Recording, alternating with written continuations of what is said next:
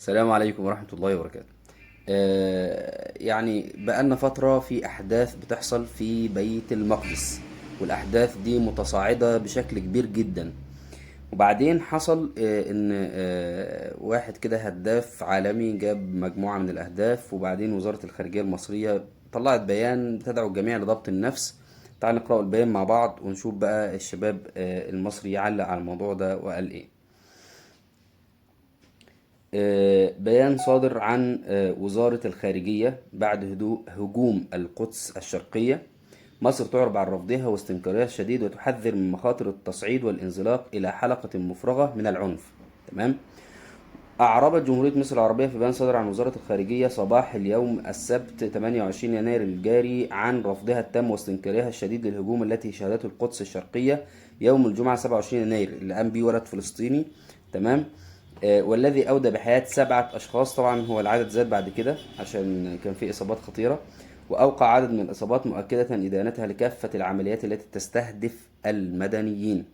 وحذرت مصر من المخاطر الشديدة للتصعيد الجاري بين الجانبين الفلسطيني والإسرائيلي، مطالبة بممارسة أقصى درجات ضبط النفس ووقف الاعتداءات والإجراءات الاستفزازية لتجنب الانزلاق إلى حلقة مفرغة من العنف الذي يزيد الوضع السياسي والإنساني تأزما ويقوض جهود التهدئة وكافة فرص إعادة إحياء عملية السلام. وتقدمت مصر بخالص العزاء لأسر الضحايا متمنية الشفاء العاجل للمصابين. طبعا ده بيان دبلوماسي صادر عن وزارة الخارجية، فطبيعي ان هو يكون بهذا المستوى يعني، او مش طبيعي قوي بس يعني ايه. تعالوا نشوفوا بقى بعيدا عن الدبلوماسية، نشوفوا الرأي الشعبي بقى. شوفوا الشباب ردوا قال ايه. في واحد اسمه علي عبد الله علي: اهلنا في فلسطين الحبيبة، هذا البيان لا يمثل الشعب المصري، اعزكم الله ونصركم على اعدائكم، ولا تهنوا في ابتغاء القوم. وبعدين ايه؟ التعليق ده لوحده جايب 5000، دخل على 6000 لايك. طيب سارة خطاب بتقول: طب وبالنسبة للي حصل في جنين اليوم اللي قبله؟ في حد بقى آه هاجر بتقول: تحية إجلال وعزة وكرامة للشعب الفلسطيني المجاهد. نعتذر منكم عن البيان ودعواتكم معانا، وتحية لكل فلسطيني. ده تعليق، انت عارفين التعليقات يعني التعليق لوحده جايب تقريبا حوالي 3000 لايك. ده معناه ان 3000 انسان بيدعموا الكلام اللي اتقال. تمام. هذا البيان لا يمثلنا ونمثل كل من اعرفهم من الشعب المصري. هذا البيان يمثل قائله فقط. وطبعا احنا عندنا عاوزين نجيب كمان تعليقات، ولكن للاسف النت مش مساعد. طيب الكلام ده معناه ايه بقى؟ الكلام ده معناه الوعي. طبعا اكيد ان بيان وزارة الخارجية هيطلع بيهدي الاطراف. تمام.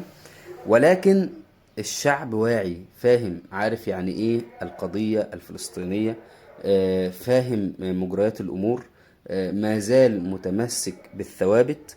فدي حاجة بصراحة مبهجة جدا. انا حبيت اشارك حضراتكم الموضوع ده. وحتى انا دخلت على التعليقات، قرأت تعليقات كتير جدا بتقول ان لا، احنا ما زلنا في الاتجاه الصحيح، ان حتى الشباب الصغير واعي وفاهم ومدرك لحقيقة الصراع الفلسطيني، ان هو صراع اسلامي في الدرجة الاولى. وان القضية الفلسطينية قضية كل مسلم، وربنا ينصر المستضعفين في كل مكان. وهذه من اشراط الساعة ان اليهود يجتمعوا في هذا المكان كلهم، لأن النبي صلى الله عليه وسلم قال: لن تقوم الساعة حتى يقاتل المسلمون اليهود. فيختبئ اليهودي خلف الحجر والشجر، فينادي الحجر والشجر: يا مسلم يا عبد الله، خلفي يهودي تعالى فاقتله. فربنا يعني ينصر الإسلام ويعز المسلمين. وحاجة بصراحة مبهجة، فحبيت أشاركها مع حضراتكم. السلام عليكم ورحمة الله وبركاته.